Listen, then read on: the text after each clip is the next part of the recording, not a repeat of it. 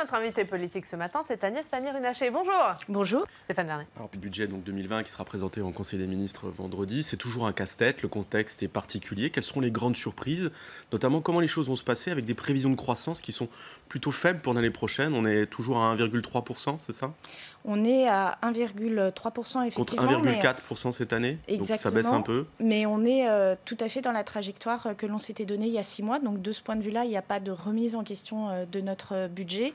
Et je veux redire ici qu'en termes de maîtrise des dépenses publiques, on est bien au-delà des mandatures précédentes. C'est-à-dire que pour la première fois, le déficit budgétaire, c'était le cas en 2018, est passé sous la barre des 3%.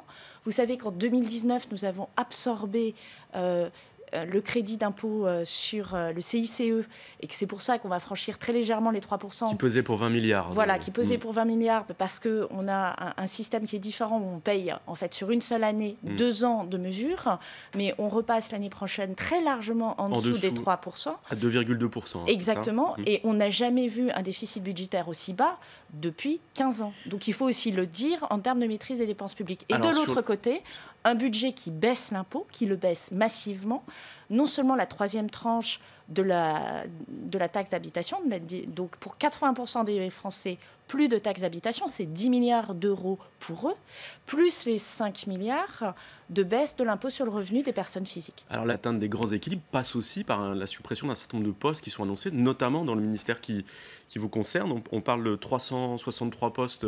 Pourquoi des suppressions de postes au ministère de l'économie? Parce que les régions, avec la loi NOTRe, a récupéré une partie des compétences économiques. On le voit d'ailleurs dans le rapport de la Cour des comptes. À ce stade, la mise en place des grandes régions n'a pas permis de faire des économies. Ça vous a surpris d'ailleurs ce résultat? De dire que finalement les grandes régions ne sont pas plus efficaces que les anciennes et qu'en plus il y a eu une augmentation des dépenses de personnel très significative. Je pense qu'on est dans une phase de mutation et qu'il faut pas, qu'on n'est pas au bout d'une transition et de la mise en place des grandes régions. Donc, parce qu'on nous annonçait 10 milliards d'économies, c'était quand même l'objectif des grandes régions. Oui, tout à fait. Et là, il n'y en a pas. Et ces grandes régions, elles sont dans un contrat avec l'État en termes de maîtrise des finances publiques. Donc je crois qu'il faut laisser aussi autant à la réforme de se faire. Vous avez évoqué les emplois non pourvus, c'est un vrai problème, ça ne cesse de monter, on le voit notamment en région où c'est très prégnant. Le nombre d'entreprises qui n'arrivent pas à trouver des salariés dans tous les corps de métier ne cesse apparemment d'augmenter. Est-ce que vous avez des chiffres ou une idée du volume d'emplois non pourvus dans ce pays et surtout la tendance actuelle? Est-ce que c'est plutôt en train d'augmenter ou les choses se stabilisent? Alors oui, dans l'industrie, on est plutôt du côté de 50 000 emplois non pourvus avec une tendance à l'augmentation. Et on sait qu'il y a les emplois cachés, c'est-à-dire qu'un certain nombre d'industriels refusent des commandes parce qu'ils n'arrivent pas à recruter. Et s'ils acceptaient ces commandes, on serait plutôt du côté de 100 000, voire un peu plus. Mais ça, c'est rien que pour l'industrie. Dans les services, vous êtes là plutôt du côté de 200 000, voire plus. Et donc, effectivement, on est dans un moment... Ça augmente. Et c'est en augmentation. C'est en augmentation. Et c'est tout l'enjeu de la mobilisation nationale pour l'emploi, sur lequel le Premier ministre nous a spécifiquement mobilisé, Emmanuel Wargon et moi-même. C'est-à-dire qu'on doit maintenant arriver au plus près des territoires, à passer effectivement de mesures macro où on accompagne, où Pôle emploi est disponible, etc., à des mesures micro où on essaye de regarder bassin d'emploi par bassin d'emploi, comment on arrive à rapprocher les demandeurs d'emploi des compétences qui manquent et à mettre en place de manière un peu agile les formations qui permettent de faire basculer les gens. Ou même, je vous donne un exemple parce qu'il m'avait frappé, j'ai croisé une assistante maternelle qui est devenue opératrice industrielle.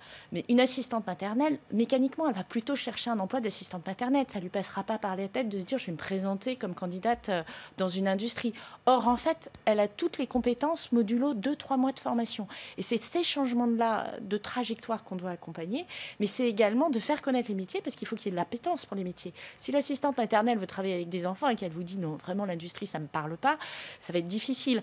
Or, il y a plein de métiers dont l'attractivité est réduite, alors que les gens qui les font, vous dites, en fait, ils sont mal connus. C'est des métiers extraordinaires. Encore une fois, je reviens à l'industrie parce que c'est aussi ce qui me fait vibrer.